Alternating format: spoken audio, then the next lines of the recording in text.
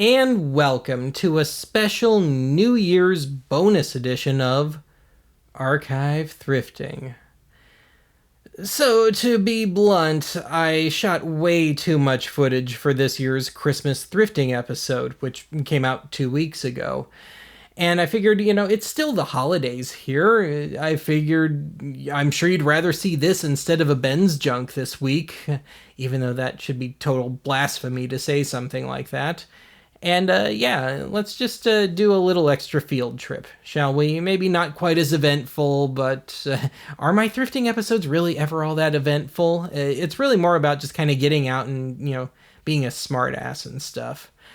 So anyway, I've got footage from 4 stores for you here, and none of these segments clock in at over 5 minutes. So I guess you can say it's kind of a bit of speed thrifting on my part. But of course, given my general style, it still might be a little on the slow side.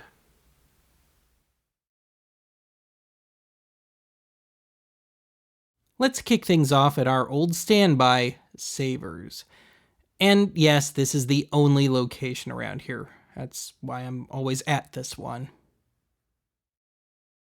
Today's selection of records is somewhat better than usual. Some artists I don't normally see. But then I get my periodic reminder that I live in South Dakota. Elvis. And I don't mean Costello. Anyway, I've discussed Moody Blue before, Elvis's last album, and that it was originally issued on blue vinyl. Well, guess what? This is one of those copies. And it was in pretty good shape, and yeah, I'll add it to the stash of novelty vinyl. I don't think I'm going to beat the price. Otherwise, the first Brothers Johnson album, which I already have on CD, and despite clearly not being for sale, this copy of Charlie Daniels' Saddle Tramp was indeed for sale. I'd love a copy of this on CD. Kind of surprised to see the first 10cc album here. And for how huge a UK hit this thing was, this album tanked here in the States. Now, I've owned this on a terrible sounding cassette since I was a teenager, and I was real tempted to pick this up. The condition was certainly decent enough. But I talked myself out of it, and it's just as well. It lit a fire under me. I went and snagged the DCC Steve Hoffman issue of this on CD for $5 online soon after shooting this bit. I think somebody bought this online not realizing this is the British PAL format issue. Of course, the movies on this set are considered to be Laurel and Hardy well past their prime. And you know what? If I want this bad enough, I can get the NTSC issue plenty cheap. Yeah, I have no desire to dig out my hacked DVD player for second-tier Laurel and Hardy.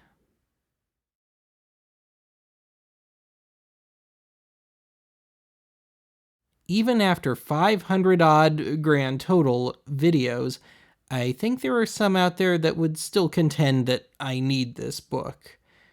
And maybe they're right, but I'm still not getting it.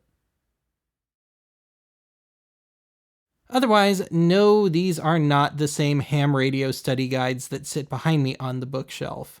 Mine are totally different. Well, I think somebody's boomerang was defective. It landed here in South Dakota. Otherwise, I found yet another portable DVD player, and I've already got one. I'm perfectly happy with it, and it's region hacked to boot. Hey, wait a minute. This looks familiar. Hey, this is my 4K Blu-ray player. How'd this get in here? And how'd it get so dirty? Part of me was tempted to pick up this karaoke machine for a Ben's junk. Then I realized I'd have to store this monster after covering it. Anyway, I found another 8mm camera. But if I ever do the 8mm thing again, I know what I want this time, and it ain't some mediocre Instamatic.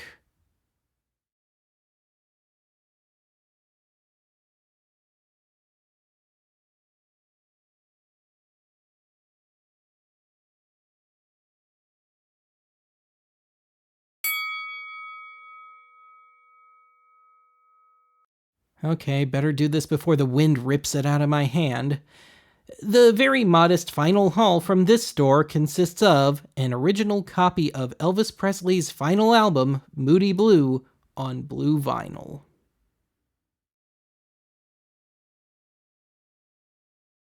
Moving just down the street from Savers, we're at Last Stop CD Shop. Now, we visited the northern location of this on the Halloween thrifting video a couple of months ago. This is the smaller southern location. Always gotta hit up the 99-cent bin. And there's some decent stuff today. Already got Tubular Bells on vinyl and CD. One of Melanie's more obscure albums there. Got that on CD. Bernie Leadon of the Eagles. And as much as I love him, that album was pretty disappointing. Got some comedy albums tucked away in the back there. And oh wow, Lord Buckley, his Royal Hipness himself.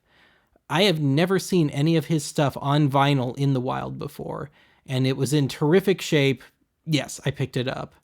Otherwise, I've already got the Righteous Brothers and Three Dog Night. Otherwise, I've discussed this Shakin' Stevens album before. This had the audio for a ZX Spectrum program at the end of the British cassette, not the US vinyl, because that would make no sense for it to be there. This store has been my MST3K connection since well before I moved here, and some of these were fairly valuable once upon a time.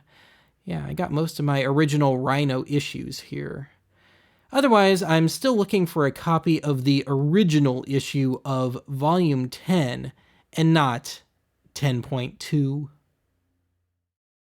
In the soundtracks, well, we looked at the Full Moon Video Zone for this movie not too terribly long ago on the Laserdisc Video Magazine episode.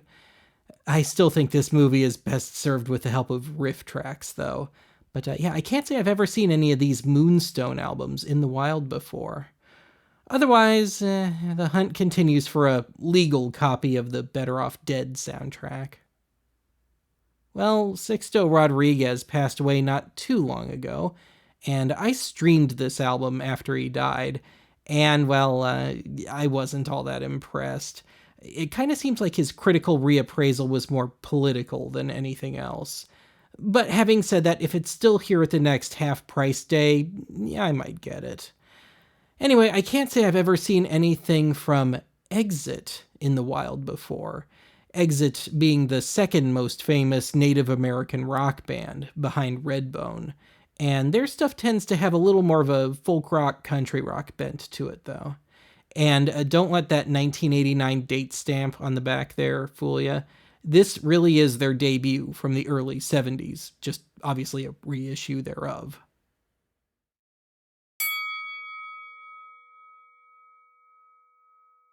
I filled up my buy 10 get 1 free card with this haul, so I snagged this original issue CD of Eddie Money's Where's the Party for my freebie.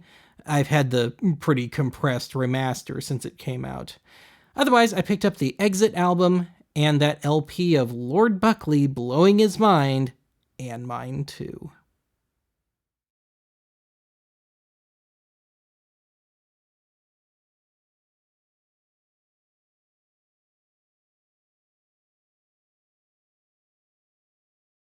It is truly a red letter day. I got an almost upfront parking space at this Goodwill. It's a Christmas miracle. Speaking of Christmas, since this was shot for the Christmas episode, yeah, I hit up the Holly Jolly junk. Of note was one of those digital photo frames that were a thing back in the 2000s. And amusingly, they included a separate outer frame for everyday use.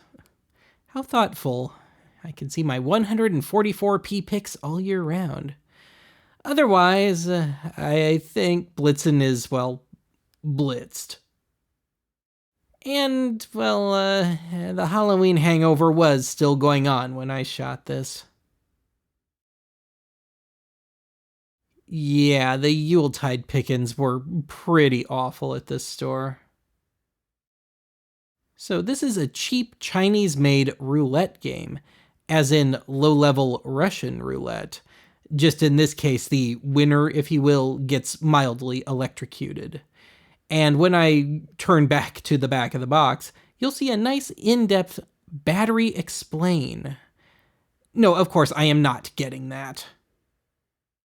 On a similarly rednecky note, I found a home skeet shooting game. Just instead of skeets and live ammo, it's a cheap projection thing and some sort of probably inaccurate quasi-laser pointer thing. And rather amusingly, it includes an extra projector bulb. Thanks, Brian and Jenny.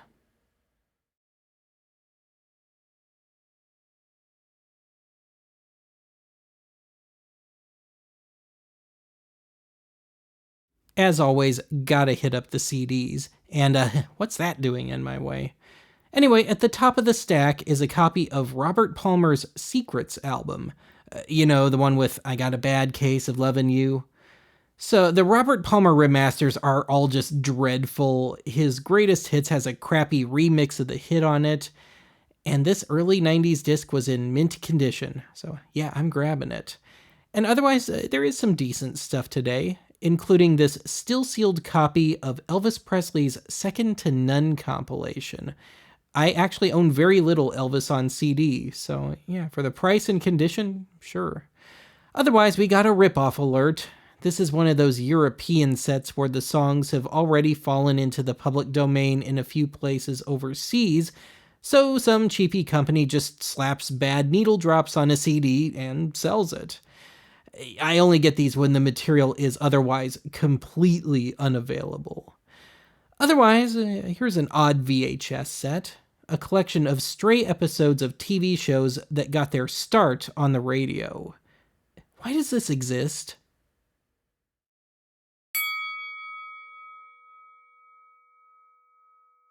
And the, again, modest haul from this store consists of the original CD issue of Robert Palmer's Secrets and a still-sealed copy of Elvis Presley's Second to None compilation.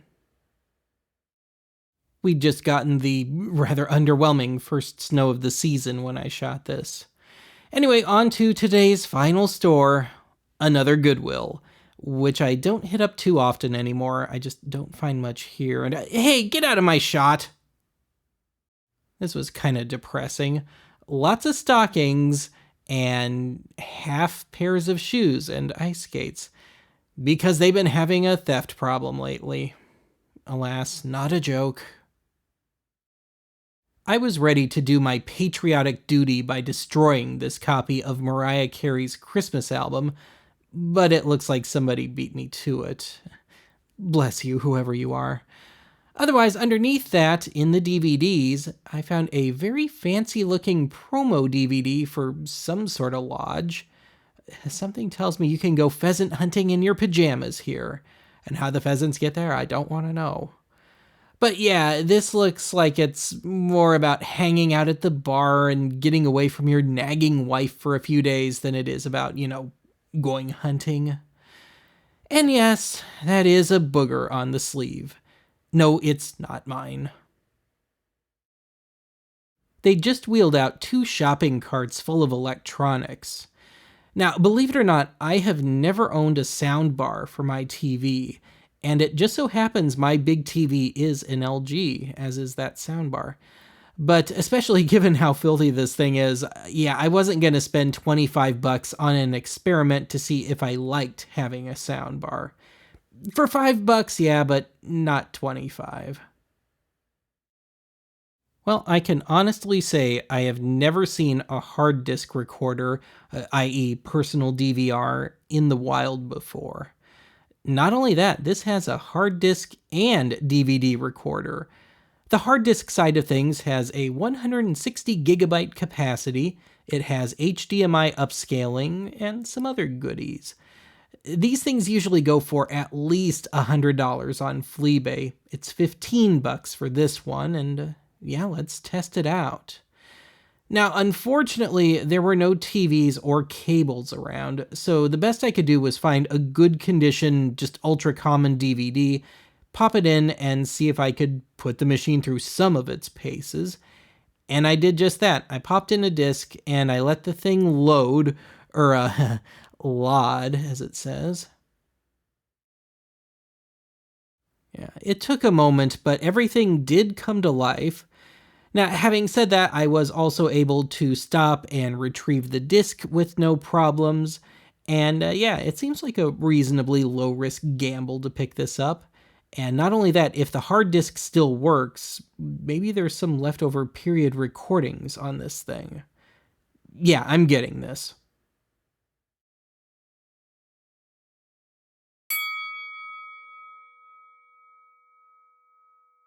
And the, yet again, modest haul from this store consists of the Magnavox hard disk and DVD recorder. And the wind's picking up again and it's starting to get dark, so yeah, let's pack it in for the day.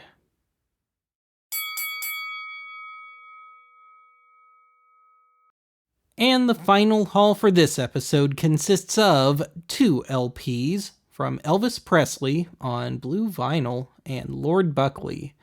We've got 4 CDs from Elvis Presley, it's just an Elvis kind of day, Robert Palmer, Eddie Money, and Exit. And last but not least, we've got the Magnavox hard disk and DVD recorder, and everything works beautifully. And there are leftover recordings on here from the previous owner, but I can't fully explore them without the remote, so I guess I'm going to spend more fleabing the remote than, I paid for the unit. Anyway, the cost of this haul came out to about $30. And that's going to be it for today. I'll talk to you again soon.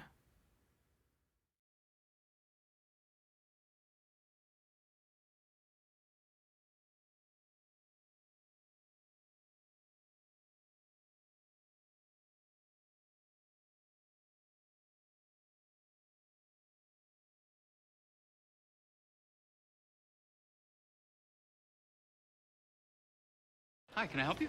Yeah, well, my kids want the new Wii U and the Nintendo 3DS XL, but I got a Christmas sweater and socks kind of budget. Well, with our Walmart credit card special financing, you can get them all. Well, that'd be a win-win situation. No, wait, I win too, so that's like a win-win-win. That is a lot of winning.